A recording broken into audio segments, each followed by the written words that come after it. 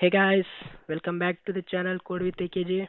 Today is day 15 of solving Geeks for Geeks problem of the day, and today's question is N queen problem. The N queens puzzle is the problem of placing N queens on an cross chessboard such that no two queens can attack each other. Given an integer N, find all distinct solutions to the N queens puzzle. Each solution contains distinct board configuration of the N queens placement, where the solutions are a permutation of 1 to N in increasing order. Here the number in the ith place denotes that the ith column queen is placed in the row with that number. For example, below figure represents the chessboard 3142. Denotes that the queen is placed at the third row in the first column, and first row in the second column, fourth row in the third column, and second row in the second column. So we need to find a way such that two queens attack each other. The approach of this problem would be to generate all the possible positions of queen placed on the chessboard, and we need to check each and every possible solution, whether which particular solution gives us a valid solution to place all these queens on the chessboard. So in this case, we'll have to use permutation.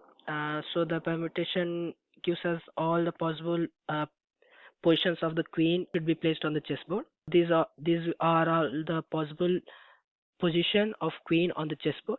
After finding all this particular permutation, we need to check that if this position of queen on the chessboard is a valid solution or not.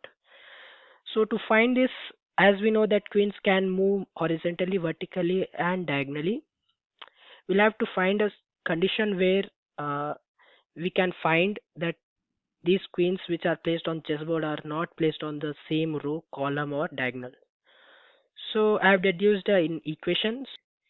We need to find the rows difference and column difference. If both differences are equal, then we can declare that those queens are placed diagonally. So rows difference can be calculated using the values of those two particular indices, and the column differences can be finding the difference between their column indices. So I have written the condition here. So this would be the thing we would be using in our code, and let's try run this and see whether this particular position of queens on chessboard gives us a valid solution or not.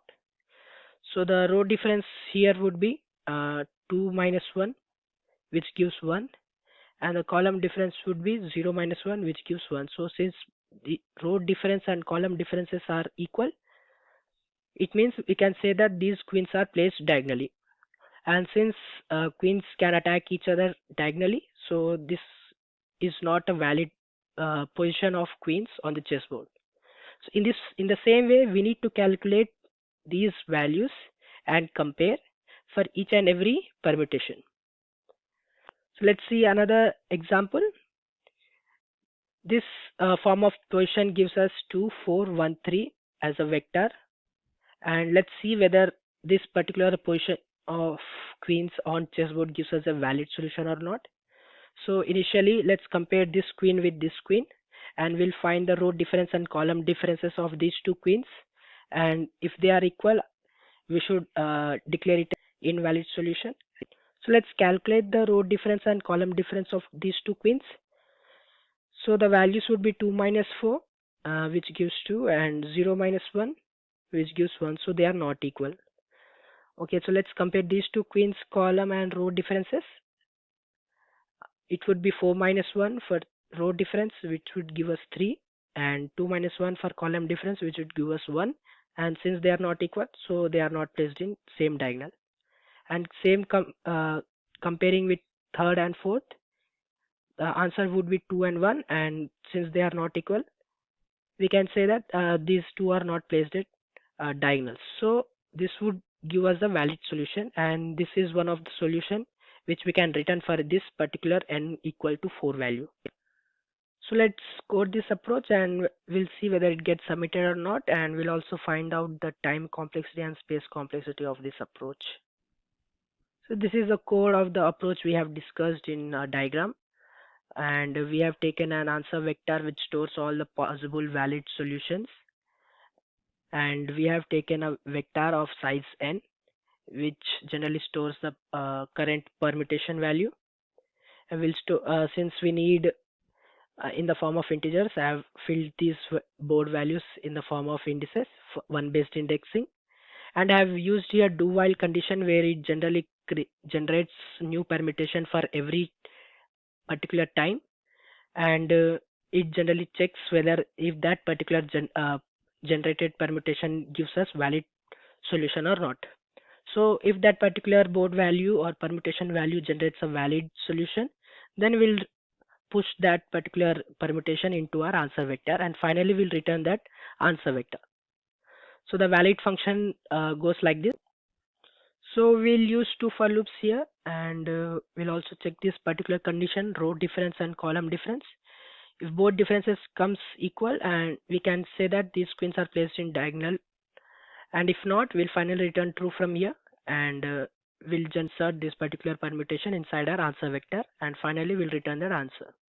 So let's compile and run and see whether it gets submitted or not.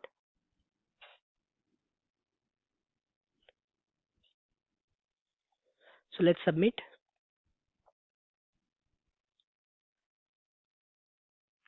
As you can see, this problem got submitted successfully. So the time complexity here would be O of n factorial, as we are using this built-in function which generates the permutation of a given vector in n factorial way, and also O of n square, as we are using two for loops to find the difference between this. And space complexity here would be O of n square, as we are using two-day vector to store all the permuted values. So this is it, guys. If you like this video and my explanation, please give it a like, share and subscribe to my channel. I'll see you in the next one. Thank you.